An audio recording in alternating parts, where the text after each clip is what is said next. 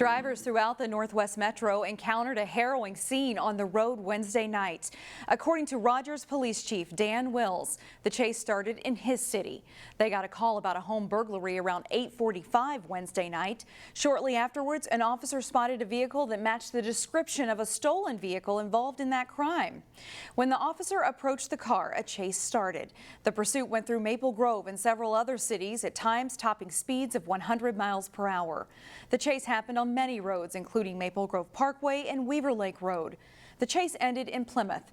Wills says 8 juveniles were taken into custody. Winter may be fast approaching, but the road construction season hasn't wrapped up quite yet. And in Golden Valley, drivers will have to take some alternate routes over the next few weeks. 2 large construction projects kicked off this week along Winnetka Avenue and Glenwood Avenue in Golden Valley. The work is part of CenterPoint Energy's Beltline project that involves replacing 61 miles of aging natural gas distribution lines across the Twin Cities. The Glenwood Avenue project will involve a lane shift, but the work on Winnetka Avenue will require drivers to take a detour. This pipeline was built originally in the 1940s and 1950s with materials and methods that are now don't meet current standards. And so to ensure the safety and reliability of the natural gas distribution system serving the communities here, we are replacing those old pipelines with new pipelines, and unfortunately it causes a little bit of inconvenience. Work on both of those projects should be completed by early November. For more information, we have a link on our website, ccxmedia.org.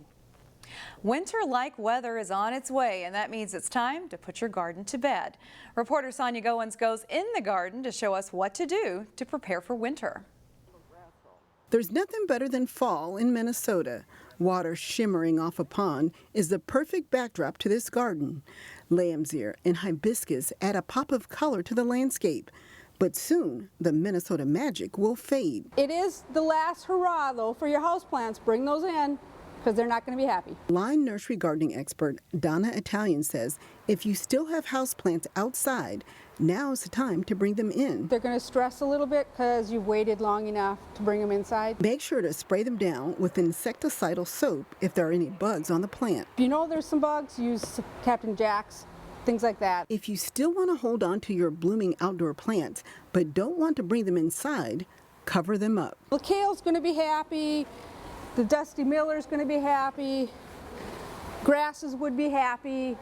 But some of this other stuff that looks really pretty, it's not going to be happy. She says tonight would be a good time to cover your plants, especially if temperatures drop to 40 degrees. You can just cover it real lightly, and that's going to protect it. Then take it off the next day when it warms up. The gardening expert says you don't have to cover shrubs unless it's a rose bush or you want to extend blooms. And she says whatever you do, put down the shears. Now is not the time to trim bushes. This one has the flower buds on it for next year. So if I go and trim this off, I'm not going to have any flowers. So leave it alone. Lastly, if you still want to add some color to your garden, mums are the way to go. If we don't have a hardy winter, they could last for about 3 weeks. What I would probably do is I would probably take the mum and bring it in your garage when it gets really cold tonight. For In the Garden, Sonia Goins, CCX News. Since the weather looks so dismal this weekend, Brooklyn Center canceled its pop-up market on Saturday. The city of Brooklyn Center started organizing Saturday pop-up markets as a way to give local entrepreneurs a space and a place to promote their products.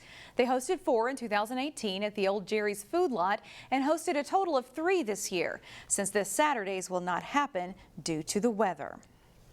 If you've ever visited the Fair School Crystal, you know it's a school like none other. The building is actually shaped like a dragon, which is the school's mascot. And in today's School Spotlight, we'll show you how there soon will be another dragon on the wall inside. At the end of this school day at Fair School Crystal, parent-teacher conferences got underway. But before parents got a chance to catch up with the teacher, they could also grab a paintbrush and paint. A mural will soon grace the front hallway of Fair School Crystal. When I look at this mural, it says community to me. It says family, and that's really what we're about, family, community. And community members like Crystal Police even got involved too. So we have our students, we have our teachers, we have our parents, and then we have the community all coming together to put this mural together, working with Victor. Fair School Crystal is a magnet school for fine arts. Middle school students routinely work with and learn from resident artists. The idea was born last year, so they applied for a grant. We got the grant. Artist Victor Yepes is guiding this process. Another better way that to make art, it's got to be with the community. Students not only had a voice in the design, but they will learn brush techniques and color theory too. The mural will focus on arts, academics, and athletics. All the elements that you see have come from our students, so most definitely it represents the school. It's not just based on one thing, you have more than one thing to talk about in the school. But the goal here is to convey what else is in the core of Fair School Crystal. It's not just an art school, but it's a school that cares about the kids. And when the mural is completed, student-written artist statements will be displayed as each class will share their thought process behind what's in the mural. Under Pressure Brewing Company is planning plenty of German fun this Saturday. The Golden Valley Brewery is hosting what it calls OktoBeerMeatFest. One of the highlights of the day is a meter-wurst eating competition. And what is a meter-wurst, you may ask? It's a 39-inch long German sausage. Proceeds from that event will benefit the Cancer Kids Fund through Minneapolis Children's Hospital. Under Pressure will also unveil a new beer this weekend, and the day also includes fun things like music, games, and delicious food. We've got a link posted on our website to learn more, ccxmedia.org.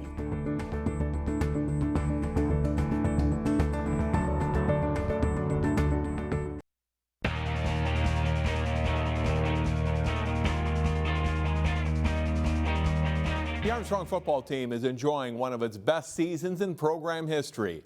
As Jay Wilcox reports, the Falcons are enjoying the ride. For football programs like Eden Prairie or Lakeville North, being 6-0 isn't that unusual. For Armstrong, it's new territory. It feels really good. You know, we've been working hard, and I think it mainly comes with our brotherhood that we have built over the past couple of years. You know, and 6-0 is awfully nice, and we're having a good time. The kids are having fun, but you know, as a coach, the thing that's just been fun is we have really good kids, and they're fun to be around. We come to practice, and they can have a little fun. They know when to goof around and when to get down and get working. So just a fun group to be around. They've been good inside the school, outside of the school, and so the winning's nice, but the kids are better. Last week, Armstrong got its toughest test as a good Coon Rapids team jumped out to a 14-0 lead before the Falcons ultimately won 35-21. You know, they had a really good first quarter on us, driving down, scoring on us twice. They punched us in our mouth. Like Coach Nega said, they were out physicaled us, and you know, we came into the locker room halftime and we gotta get this together. We started playing as a team, and it went well. We did exactly what we knew we could do. This week they face Hansen, a team that's 3-3, but should give the Falcons a tough test. Like always, well coached. They're going to be physical. You know, record-wise might not be where they wanted to be, and when other people talk about it, but if you watch film and you're a football coach, you know they can play. The Falcons are now in Class 5A, the second largest, and should have their best shot to reach the state playoffs in a long time. But first things first, closing out the regular season strong. Jay Wilcox, CCX Sports. The Falcons host Hansen at 7 o'clock Friday. Armstrong is ranked 4th in this week's Class 5A poll. After a season opening loss to Lakeville South, the Totino-Grace football team has reeled off 5 wins in a row. Eagles are getting ready for another big challenge Friday night. Coming off a rare losing season and a 2-7 record, it's fun for the Totino-Grace football team to have a big game to look forward to.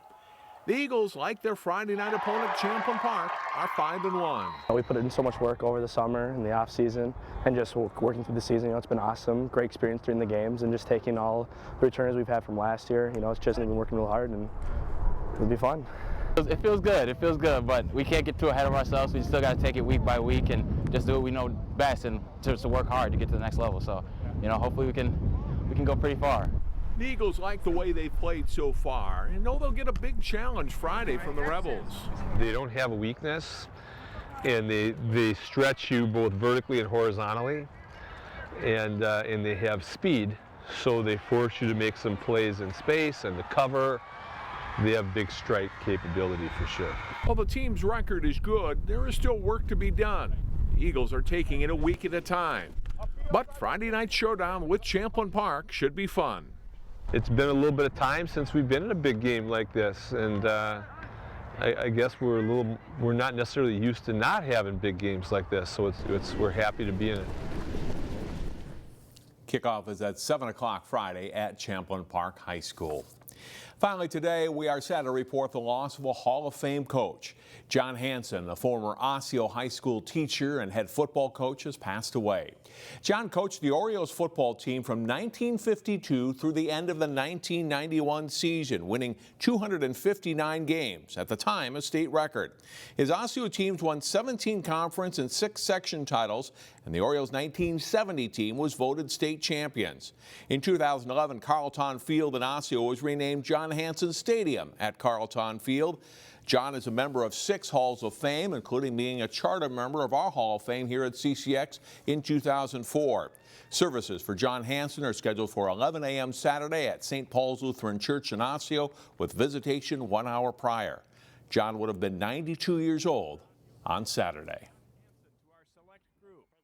Hansen coached the Orioles for an even 4. I've enjoyed